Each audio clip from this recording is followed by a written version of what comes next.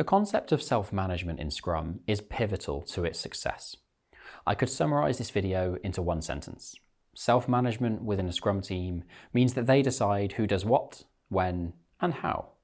I could finish this video here, as that's the key learning already, but let's delve into what self-management means in a little bit more detail. Self-management is so pivotal because without it, decision-making and therefore adaptation can't be as rapid as needed within a complex environment. Imagine if every time you needed to do something or make a change, you needed permission to do that. Now, whilst that is an extreme example, it is a common symptom of a culture and product delivery environment that is not living the Scrum values. You cannot have self-management unless there is trust that pervades every level of the organisation. Otherwise, there is a constant fear of failure, making mistakes, and therefore retribution. A Scrum team needs to be able to rapidly learn and then improve. You've likely heard of the phrase fail fast. In actual fact, for self-management to be successful, there needs to be a culture where failure isn't only acceptable, but is considered necessary and is understood as a valuable part of an empirical feedback loop.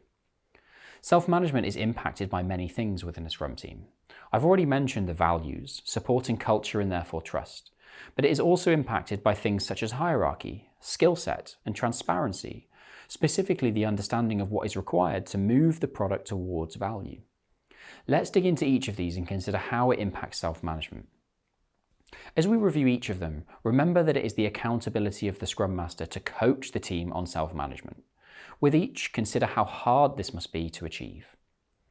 Firstly, even though the Scrum accountabilities are very clear that no one accountability is more important than another, there is a reality in many organisations that within each team there will be differing levels of seniority. This could potentially create a need for more junior team members to defer decision-making to more senior members. This does not support self-management. By ostensibly removing hierarchy within a Scrum team, that is, by these senior managers making it clear that they view themselves to be equals, we can improve the levels of maturity. Secondly, similar to hierarchy, where Scrum team members have different levels of skills at certain tasks, there is often both an ownership of specific product backlog items. For example, this product backlog item is focused on testing, and therefore I have a background in that, so I'll take that one. This is also seen during implementation decisions, where the single most knowledgeable person makes a call without collaboration. In sprint planning, question 3 is about how to turn product backlog items into a usable increment. The developers need to collaborate to produce this plan and not defer to the sole decision of any technical expert. Scrum teams improve their self-management by collectively taking the accountability to produce the increment equally. As the Scrum Guide puts it, the fundamental unit of Scrum is a small team of people. It is a cohesive unit of professionals focused on one objective at a time, and they are cross-functional, meaning they have the skills necessary to create value. Thirdly, self-management is also supported by transparency, specifically the understanding of what is required. When a product owner presents a product goal, it is important that they communicate the intended outcomes and validation criteria for success for when this goal will be met. This is important because unless the whole team understands what is needed, they will be less able to make decisions based on their inspections, because they will not know what adaptations are needed to be made. The product goal, in fact, all commitments within the Scrum framework create a coherence and focus that helps with decision-making, supporting self-management. Fourthly, and the final thing to mention with self-management, is that it comes down to communication. Can the Scrum team communicate effectively within themselves, but also externally in order to achieve their goals? Communication is impacted by many things, not least the things I've already discussed, but also the Scrum team's size. Whilst the Scrum Guide does not place any rules on a Scrum team size, and you may read online different size suggestions, for example 3 to 9, 7 plus or minus 2, the Scrum Guide states that it will typically be less than 10.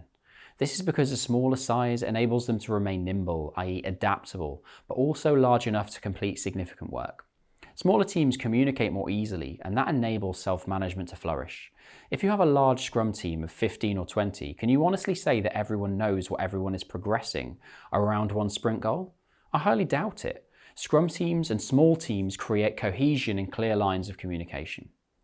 The takeaway from this video is that empiricism is supported by the Scrum team being able to self-manage. They need to be empowered to make decisions. Fundamental to this is the acceptance that they will get it wrong sometimes. I've seen examples where teams are so scared of making the wrong decision, they will wait a week or two for someone to return from their holiday to ask their opinion, whereas the reality is they could have tried every possible option within those 2 weeks and probably got an answer faster. Don't fear failure, encourage it to support self-management.